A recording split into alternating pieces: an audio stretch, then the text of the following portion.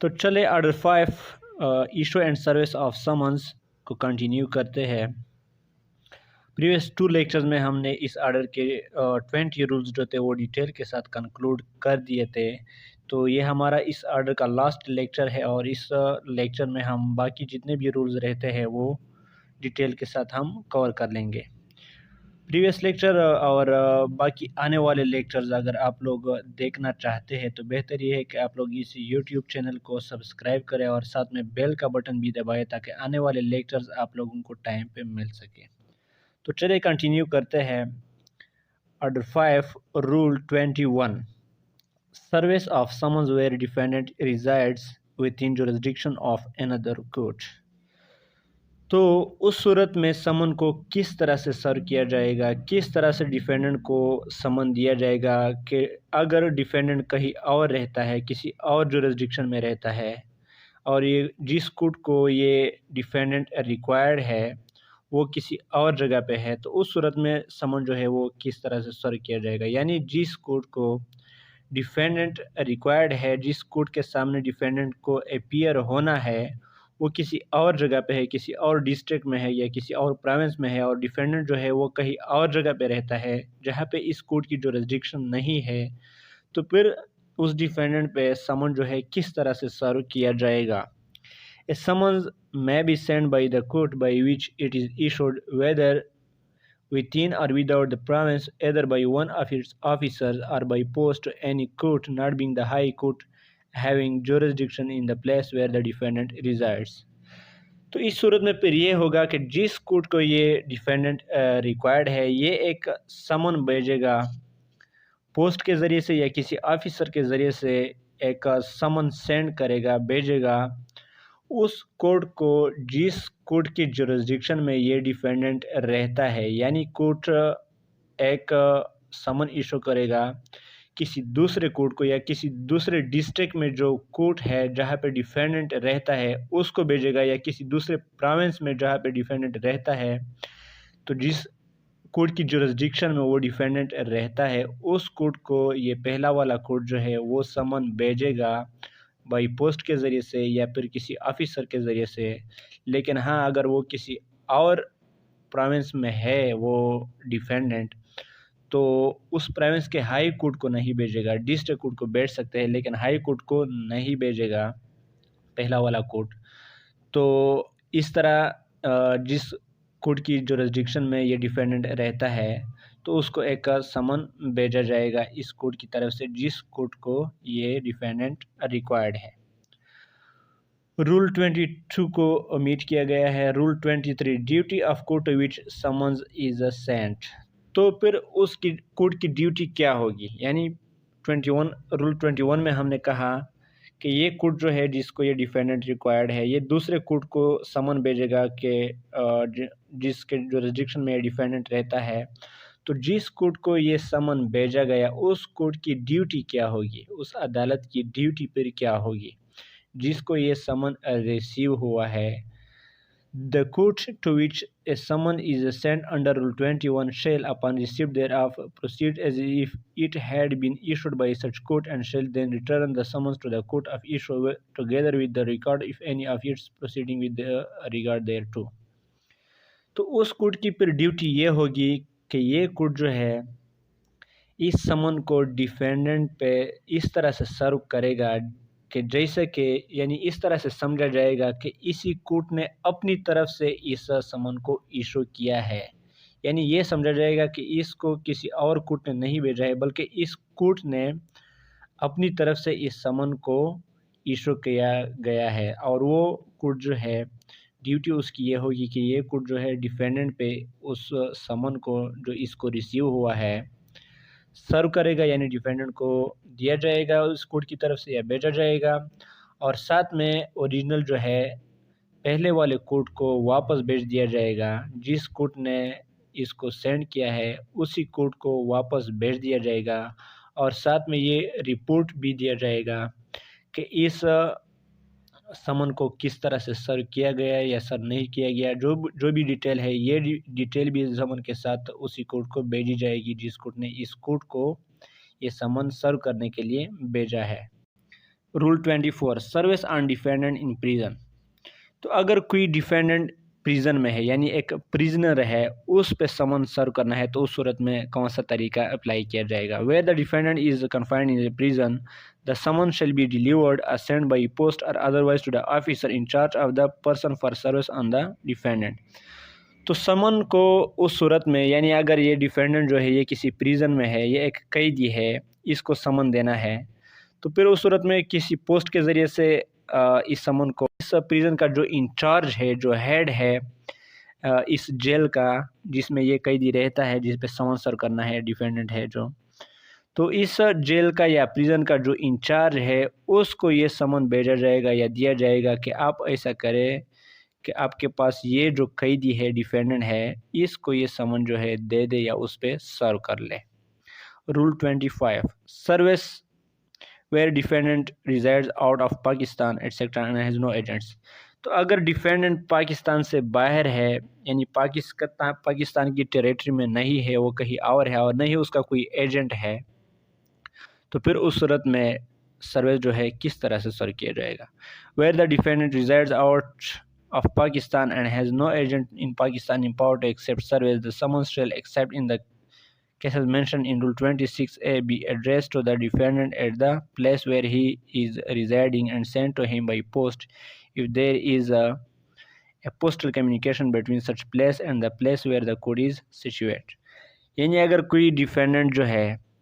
वो पाकिस्तान से बाहर है, पाकिस्तान की जो रेस्ट्रिक्शन में नहीं है, तो उस सूरत में समन इस तरह से सर्व किया जाएगा कि अगर कोई कम्युनिकेशन सोर्स है यानी ये जो कोर्ट है और जहाँ पे डिफेंडेंट रहता है किसी और टेरिटरी में, इन दोनों के बीच में, इन दोनों के दरमियान में कोई सोर्स ऑफ कम्युनिकेशन है, पोस्टल सर्विसेज है या जो भी है, तो फिर उस सूरत में इस समन को भेजा जाएगा इस डिफेंडेंट को उसी पोस्ट के ज़रिए से या उसी कम्युनिकेशन के ज़रिए से जिस तरह ये पॉसिबल हो। यानी इस कोर्ट और जहाँ पे ये कोर्ट सिचुएट है और जहाँ पे डिफेंडेंट रहता है, इन दोनों के बीच में अगर कोई ऐसा ज़रिया है, कोई ऐसा सोर्स है कि जिसके ज़रिए से इस समन को भेजा जा सकता हो उस डिफेंडेंट को जो पाकिस्तान से बाहर है, तो उस कम्युनिकेशन के ज़रिए से, उस पोस्टल कम्युनिकेशन के ज़रिए से इस समन को डिफेंडेंट पे सर्व किया जाएगा। लेकिन एक्सेप्शन दिया गया है वो रूल 20, ये रूल जो है 26A पे अप्लाई नहीं होता है। 26A जो है वो हम आगे पढ़ेंगे। Rule 26 service in foreign territory through political agent और कोर्ट। तो अगर फॉरेन टेरिटरी है और उसमें डिफेंडेंट रहता है, तो फिर उस सूरत में समन को किस तरह से सर्व किया जाएगा। यानी अगर ये फॉरेन टेरिटरी मीन्स ये कश्मीर है, गिलगित बल्तिस्तान हो गया, या एक्स फाटा जो था अभी तो नहीं रहा, लेकिन पाकिस्तान का जो एक्स फाटा का रीजन था वो भी एक फॉरेन टेरिटरी थी, तो उसमें अगर डिफेंडेंट रहता है तो फिर पॉलिटिकल एजेंट या वहाँ पे जो कोर्ट है उसके ज़रिए से समन को सर्व किया जाएगा। In the exercise of any foreign और extra provincial jurisdiction vested in the federal government a political agent has been appointed और a court has been established or continued with power to serve summons issued by court under this code in any foreign territory in which the defendant resides। यानी अगर ये जो foreign territory है ये किसी provincial jurisdiction में नहीं है, किसी भी प्रोविंस के जुरिसडिक्शन में नहीं है और इसको फेडरल गवर्नमेंट डायरेक्टली चला रहा है, तो वहाँ पे अगर कोई कोर्ट एस्टेब्लिश हुआ है या पहले से मौजूद है, तो फिर उसके ज़रिए से समन को सर्व किया जाएगा डिफेंडेंट पे। या वहाँ पे फॉर एग्ज़ाम्पल कश्मीर में कोई कोर्ट है या गिलगित बल्तिस्तान में कोई कोर्ट है, तो वहाँ पे उस कोर्ट के ज़रिए से इस समन को सर्व किया जाएगा। या अगर कोई पॉलिटिकल एजेंट वहाँ पे अपॉइंट हुआ है, तो उस पॉलिटिकल एजेंट के थ्रू इस सर्विस को इस समन को सर्व किया जाएगा। लेट्स सपोज फाटा के जो एरियाज़ थे, डिफरेंट एजेंसीज थे, तो वहाँ पे पॉलिटिकल एजेंट हुआ करता था, तो उस पॉलिटिकल एजेंट के ज़रिए से ये समन जो थे सर्व किए जा सकते थे, लेकिन अभी चूँकि ये नहीं रहे। B. The provincial government has by notification in the official gazette declared in respect of any court situated in any such territory and not established or continued in the exercise of any such jurisdiction as aforesaid that serves by such court of any summons issued under this code by a court of the province shall be deemed to be a valid service। तो अगर provincial government ने इस foreign territory में किसी court को official gazette में declare किया गया है कि ये कोर्ट जो है ये इसके ज़रिए से हम समन को सर्व कर सकते हैं, यानी ऑफिशियल गेजेट के थ्रू डिक्लेयर किया गया है उस फॉरेन टेरिटरी का जो कोई कोर्ट है, लेकिन वो फॉरेन टेरिटरी जो है वो फेडरल गवर्नमेंट की जुरिस्डिक्शन में नहीं है जिस तरह से हमने पहले कहा। तो उस कोर्ट के ज़रिए से जो प्रोविंशियल गवर्नमेंट ने डिक्लेयर किया है समन के लिए, उसके ज़रिए से भी समन को जो है सर्व किया जा सकता है।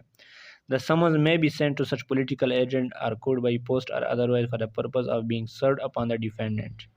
यानी उस पॉलिटिकल एजेंट जो जैसा कि हमने पहले कहा या उस कोर्ट को जो ऑफिशियली डिक्लेयर किया गया है गेजेट में, उसके ज़रिए से समन को जो है सर्व किया जाएगा। And if the political agent और court returns the summon with an endorsement signed by such political agent और बाय द जज और other officer of the court that the summon has been served on the defendant in manner herein before directed, such endorsement shall be deemed to be evidence of service। तो अगर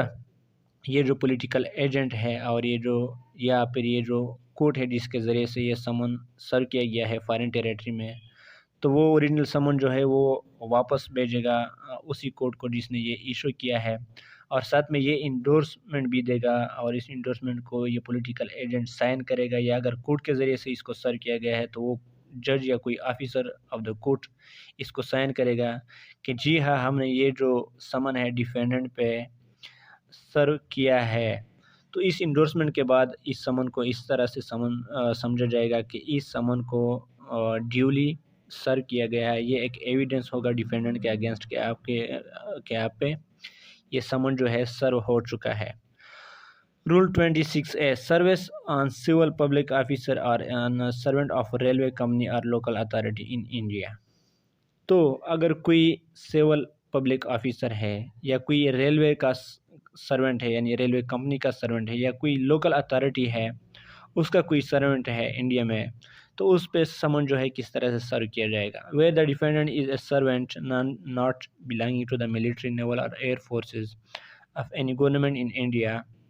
or a servant of a railway company or local authority in India, the summons together with a copy of it to be retained by the defendant shall be sent with request that it may be served on the defendant। तो अगर इस तरह का कोई public servant है या public officer है, चाहे वो रेलवे कंपनी का है या कोई जो गवर्नमेंट ऑफ इंडिया है उसका कोई सर्वेंट है, लेकिन ज़रूरी ये है कि ये मिलिट्री में से बिलोंग ना करता हो या ना इसका ताल्लुक नेवल से हो और ये ना ही एयरफोर्स का कोई सर्वेंट हो, ये सिर्फ गवर्नमेंट ऑफ इंडिया के लिए काम या फिर रेलवे कंपनी का कोई सर्वेंट हो या किसी लोकल अथॉरिटी का कोई सर्वेंट हो, तो फिर एक रिक्वेस्ट की जाएगी कि इसको डिफेंडेंट पे सर्व किया जाएगा। कौन सी सूरत में? In the case of a defendant serving in connection with the affairs of the government of India और a servant of a railway in India to the secretary to the government of India in the ministry of home affairs. तो अगर ये defendant है, इसका connection जो है ये servant है गवर्नमेंट ऑफ इंडिया के लिए काम कर रहा है, उसकी जो अफेयर्स है गवर्नमेंट ऑफ इंडिया के उसमें वो एक सर्वेंट है, या फिर ये रेलवे कंपनी का कोई सर्वेंट है, तो उस सूरत में ये जो समन है ये गवर्नमेंट ऑफ इंडिया का जो मिनिस्ट्री ऑफ होम अफेयर्स है उसका जो सेक्रेटरी है उसको दिया जाएगा। उनसे रिक्वेस्ट की जाएगी कि आप ये समन जो है डिफेंडेंट पे सर्व कर ले, यानी मिनिस्ट्री ऑफ होम अफेयर्स का जो सेक्रेटरी है जो कि गवर्नमेंट ऑफ इंडिया के लिए काम कर रहा है, तो उसको ये समन दिया जाएगा उस सेक्रेटरी को कि आप इस सर्वेंट पे, ये पब्लिक सर्वेंट जो है इस पे इस समन को सर्व कर दें। Be in the case of defendant serving in connection with the affairs of any other government in India, या अगर ये सर्वेंट जो है गवर्नमेंट ऑफ इंडिया के लिए काम नहीं कर रहा है, किसी और गवर्नमेंट के लिए काम कर रहा है, वो प्रोविंशियल गवर्नमेंट हो सकता है, वो कोई लोकल अथॉरिटी हो सकती है, लोकल गवर्नमेंट हो सकता है। और in the case of servant of a local government in India, या लोकल गवर्नमेंट के लिए काम कर रहा है, to the home secretary to that government, तो इस गवर्नमेंट का जो होम सेक्रेटरी है, पहले वाले ए में हमने ये कहा कि मिनिस्ट्री ऑफ होम अफेयर्स का जो सेक्रेटरी है जो कि गवर्नमेंट ऑफ इंडिया के लिए काम कर रहा है, लेकिन अगर ये कोई लोकल गवर्नमेंट है तो उस लोकल गवर्नमेंट का होम सेक्रेटरी जो है उस पे ये समन जो है सर किया जाएगा। To the government whose territories the local authority has its jurisdiction, यानी उस लोकल गवर्नमेंट का जो होम सेक्रेटरी है तो उसके ज़रिए से इस समन को सर किया जाएगा, जिसकी जो जुरिसडिक्शन में है ये लोकल अथॉरिटी जो है जहाँ पे डिफेंडेंट रहता है, उस जुरिसडिक्शन का जो गवर्नमेंट है, लोकल गवर्नमेंट है, उसका जो होम सेक्रेटरी है उसको दिया जाएगा कि आप डिफेंडेंट पे ये समन जो है सर्व कर लें। Rule 27 service on civil public officer और on servant of a railway company और लोकल अथॉरिटी। तो ये रूल 26 ए की कंटिन्यूएशन है। तो अगर सिविल पब्लिक ऑफिसर है उस पर समन सर्व करना हो तो उसकी एक सूरत और भी हो सकती है, वो ये है where the defendant is a public officer not belonging to the arm forces of Pakistan. तो अगर ये डिफेंडेंट जो है ये कोई पब्लिक ऑफिसर है लेकिन इसका ताल्लुक मिलिट्री से ना हो, आर्म फोर्सेस ऑफ पाकिस्तान से ना हो, और is the servant of a railway company, या ये किसी रेलवे कंपनी का सर्वेंट हो या लोकल अथॉरिटी का सर्वेंट हो, the court may if it appear to it that the summon may be most conveniently so served, का अगर कोर्ट को लगता है कि ये समन जो है किसी और बेहतर तरीके से सर्व किया जा सकता है बजाय ये जो कि हमने पहले कहा,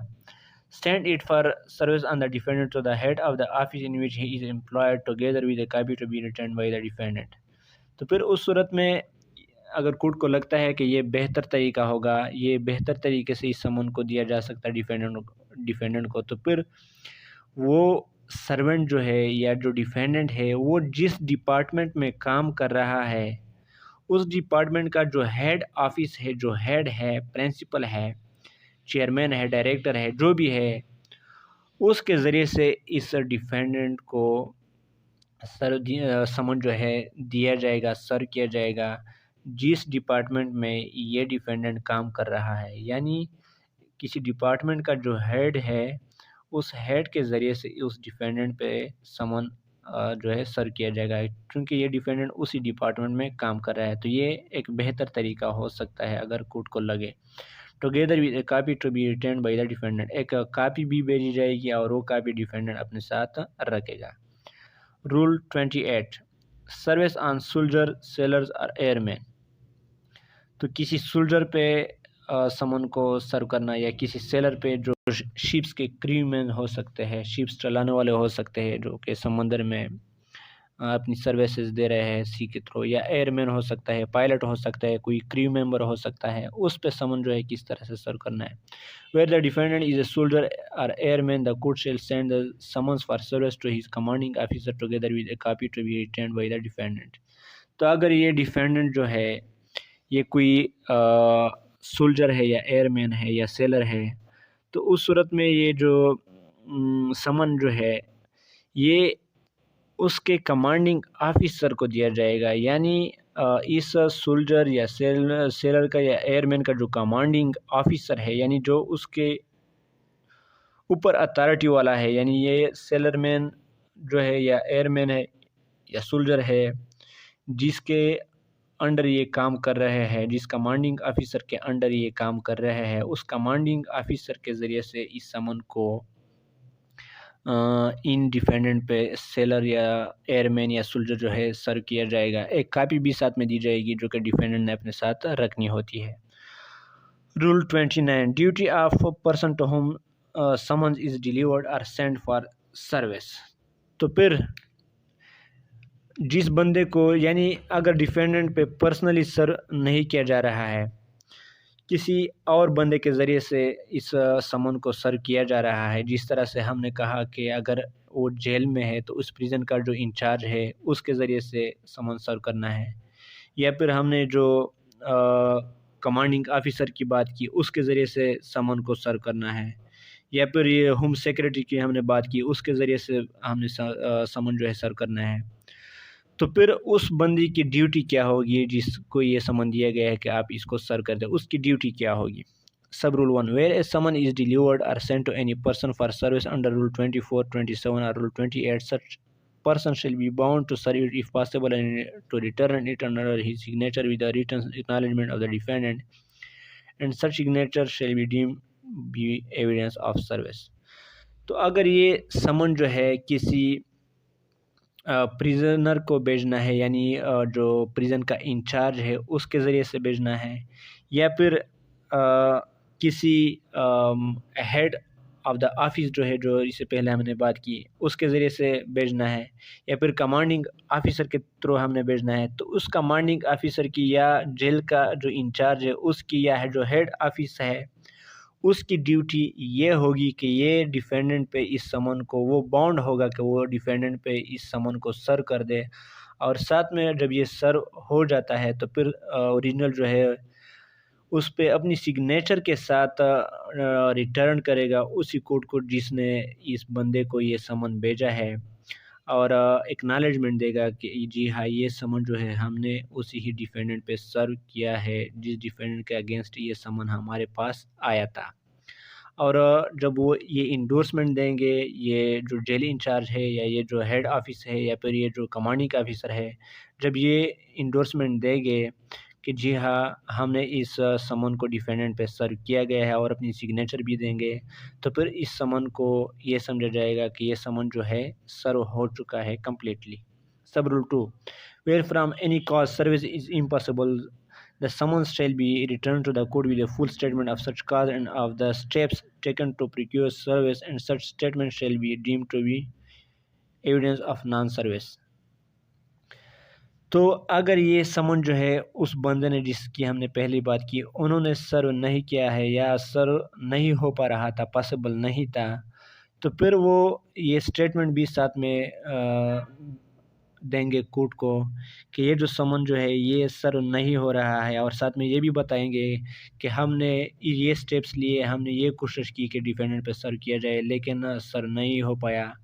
और अगर इस तरह वो स्टेटमेंट देंगे, ये वजूहात बताएंगे, ये रीज़न्स बताएंगे कि ये समन जो है किस तरह से सर्व नहीं हुआ, हमने किस तरह से कोशिश की वगैरह वगैरह, तो ये स्टेटमेंट जब देंगे तो उसको इस तरह से सर्व किया जाएगा कि ये समन जो है सर्व नहीं हुआ है, shall be deemed to be evidence of non service. ये एक एविडेंस होगा कि ये समन जो है सर्व नहीं हो चुका है। Rule 30, substitution of letter for summons. तो समन की हम जनरली बात कर रहे हैं कि डिफेंडेंट पे समन को सर्व करना है, लेकिन क्या हम समन को लेटर से सब्सटीट्यूट कर सकते हैं, यानी समन की जगह एक लेटर भेजना? तो ये एक्सेप्शनल केसेस में हो सकता है अगर कोर्ट को लगे। सब रूल 1, द कोर्ट में notwithstanding anything herein before contained substitute for a summons a letter signed by the judge or such officer as he may appoint in this behalf where the defendant is in the opinion of the court of a rank entitling him to such a mark of consideration। तो अगर court को लगे कि एक ऐसा defendant है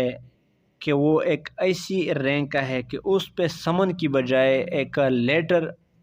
सर किया जाए, उसको एक लेटर भेजा जाए, समन न भेजा जाए बल्कि एक लेटर भेजा जाए, लेकिन अगर कोर्ट को लगता है कि ये बंदा जो ये डिफेंडेंट जो है ये इसके लिए ये इसके काबिल है कि उसको एक लेटर के ज़रिए से एड्रेस किया जाए, तो फिर उस सूरत में कोर्ट ये भी कर सकता है कि एक लेटर जिसको जज साइन करेगा या कोर्ट ऑफिसर साइन करेगा उस बंदे को समन की जगह भेज दे कि आप कोर्ट के सामने अपीयर हो जाए। तो अब ये जो रैंक है लेटर क्यों भेजना है, ये रिस्पेक्ट की वजह से हो सकता है। For example president of the country है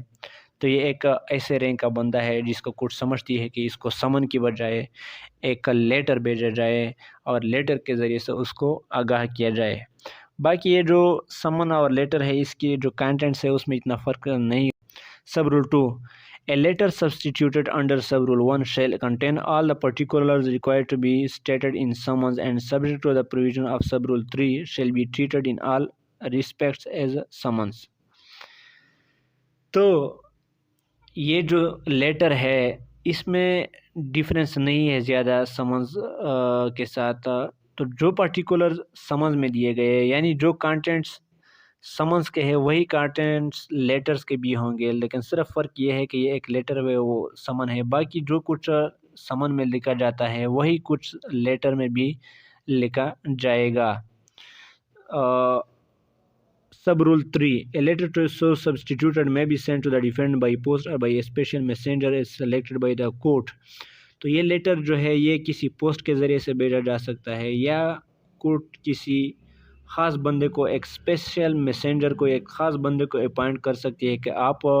डिफेंडेंट पे ये लेटर जो है सर्व कर दे, और any other manner in which the court thinks fit, या कोई और भी तरीका जो कोर्ट को लगे कि ये बेहतर है उसके ज़रिए से इस लेटर को सर्व किया जा सकता है। And where the defendant has an agent empower to accept service, लेकिन अगर उस डिफेंडेंट का कोई एजेंट है कि वो सर्विस जो है रिसीव कर सकता हो उसके बिहाफ पे, उसको ऑथराइज किया गया हो, द लेटर में बी डिलीवर्ड और सेंट टू सच एजेंट, तो उस एजेंट के ज़रिए से भी इस समन को सर्व किया जा सकता है डिफेंडेंट पे। तो ये substitution of letter for summon है, यानी सिर्फ ज़्यादा इसमें ज़्यादा कोई ख़ास बात नहीं है, सिर्फ ये है कि समन की बजाय हम इसको लेटर के नाम से पुकारेंगे। और इस लेटर जो है किसी ख़ास बंदा होगा, कोई कोर्ट की नज़र में कोई ऐसी रैंक का बंदा होगा जिसके लिए कोर्ट समझती है कि इसको समन की बजाय लेटर के ज़रिए से आगाह किया जाए। तो नॉट विथस्टैंडिंग एनीथिंग, ये जो सब रूल 1 में कहा गया है ये कह रहा है कि इससे पहले जितने भी रूल्स हैं उससे कोई फ़र्क नहीं पड़ता कि हमने उसमें क्या कहा, या ये बाकी रूल्स जो है उसको हम सामने नहीं लाएंगे, उसकी उसकी कोई हैसियत नहीं होगी। कोर्ट जब चाहे इस समन को लेटर से सब्स्टिट्यूट कर सकता है। तो ये था हमारा ऑर्डर 5। तो आने वाले लेक्चर्स में हम नेक्स्ट ऑर्डर को स्टार्ट कर लेंगे और वो होगा ऑर्डर 8 रिटर्न स्टेटमेंट। तब तक के लिए गुड बाय।